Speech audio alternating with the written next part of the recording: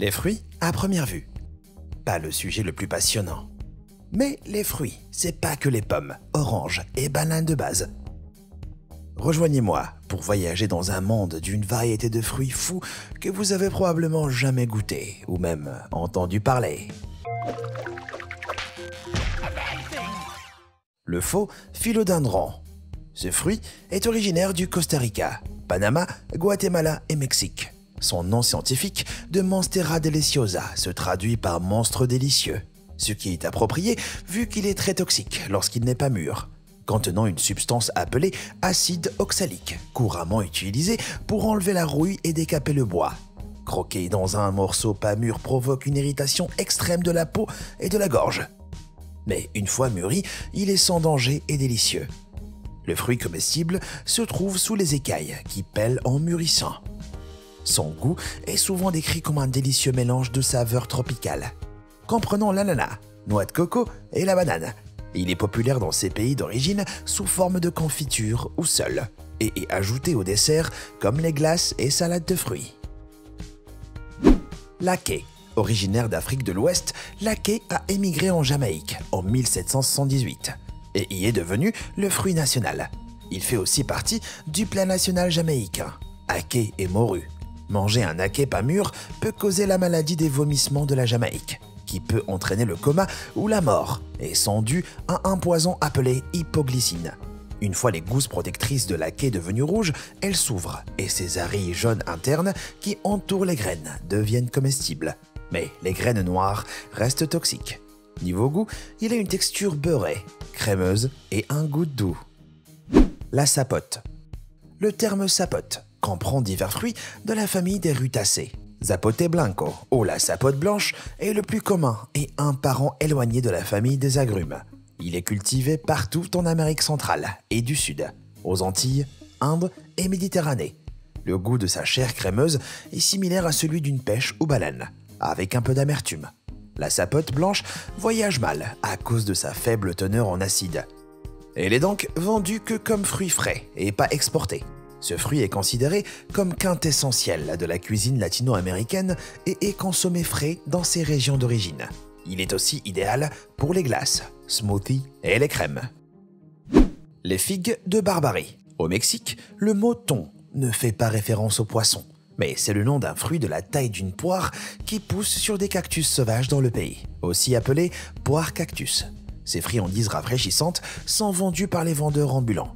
Elles sont consommées crues et utilisées comme ingrédients dans les boissons, confitures et les bonbons. Elles sont aussi incorporées dans des tartes, salades ou partout où vous utiliseriez une pomme. Il en existe des centaines de variétés qui arrivent à maturité pendant l'été. Leur profil gustatif vont du vif et acidulé au sucré et crémeux. Le durian. Le grand durian épineux va du jaune pâle au rouge. Il vient d'Asie du Sud-Est et est très populaire en Indonésie, Malaisie et Thaïlande.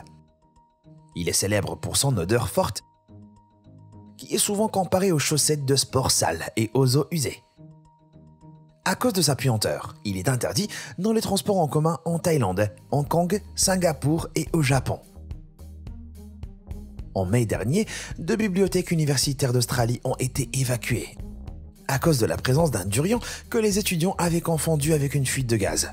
En 1856, le naturaliste anglais Alfred Russel Wallace a décrit son goût comme une riche crème pâtissière parfumée aux amandes, avec des relents de fromage à la crème et sauce à l'oignon.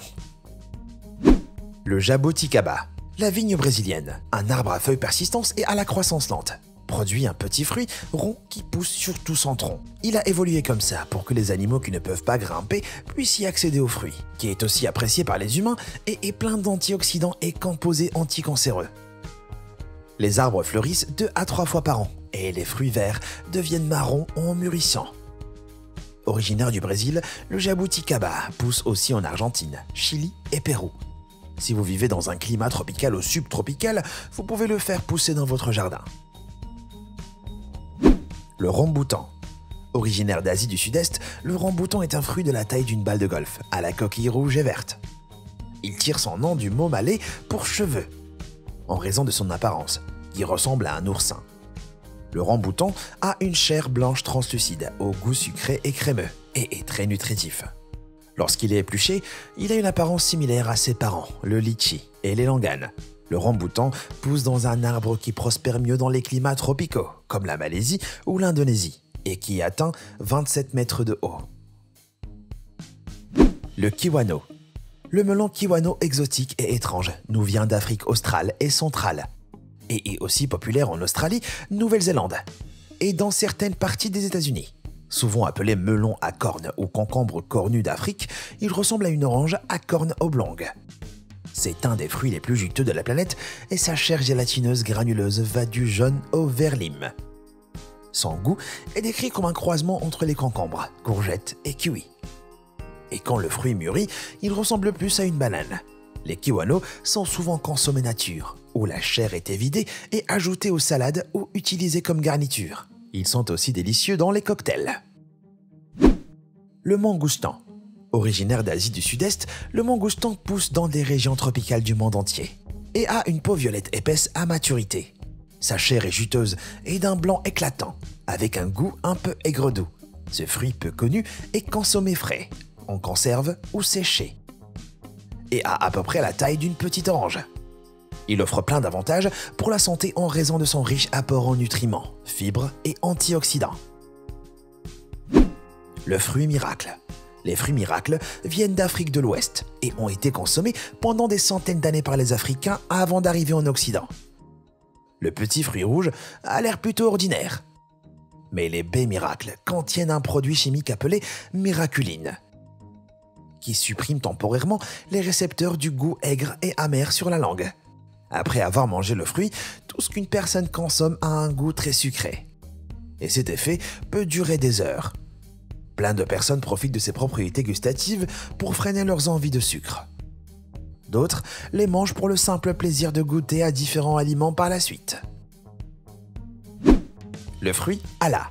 Le fruit ala pousse en Australie, à Hawaï et dans d'autres îles du Pacifique du Sud, et est apprécié par les habitants et touristes. Son apparence bizarre est souvent décrite comme une planète en explosion, un ananas mutant, une pomme de pin géante ou un Pokémon. Le fruit est composé de dizaines de segments appelés clés aux entrailles pulpeuses, qui ont le goût d'un mélange de canne à sucre et mangue. La chair extérieure verte est tellement fibreuse qu'elle peut être utilisée comme fil dentaire.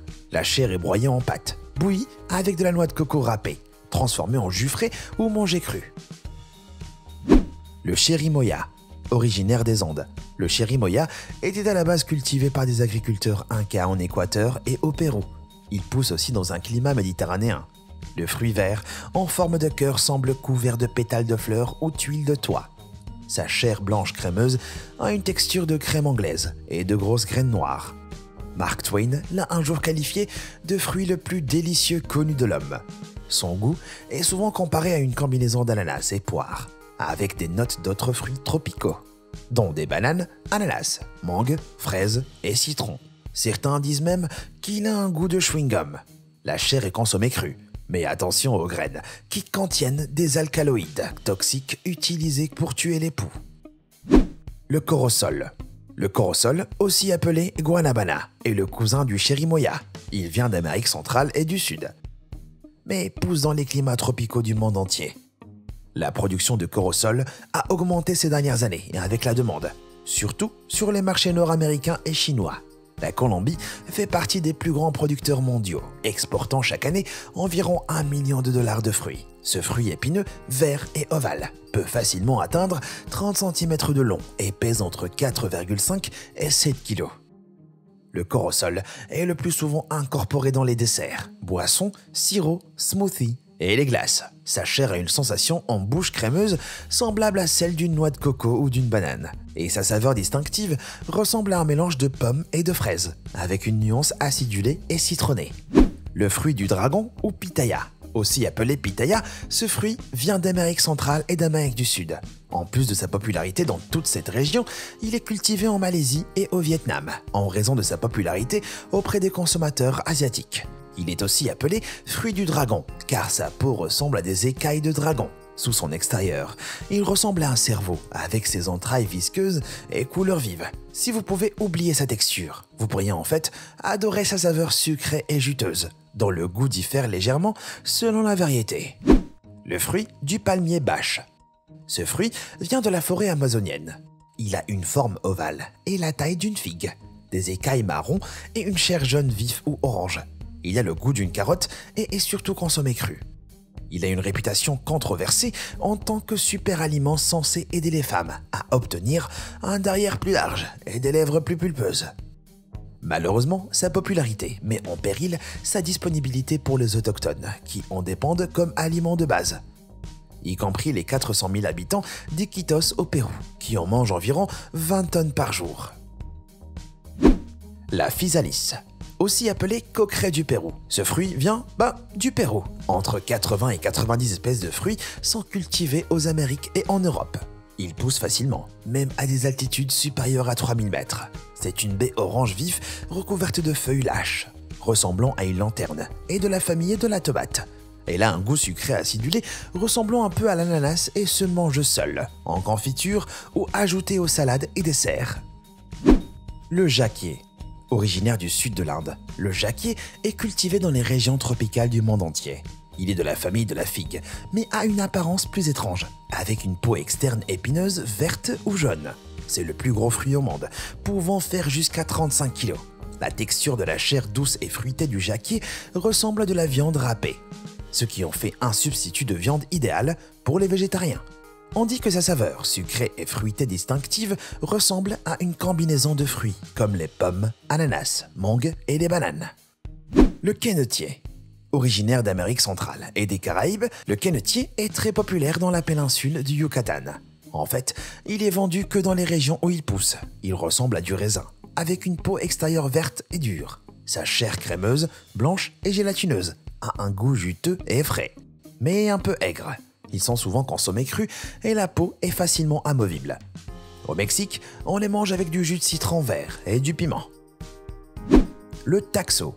Originaire des Andes sud-américaines. Le taxo est beaucoup moins commun que le fruit de la passion normale.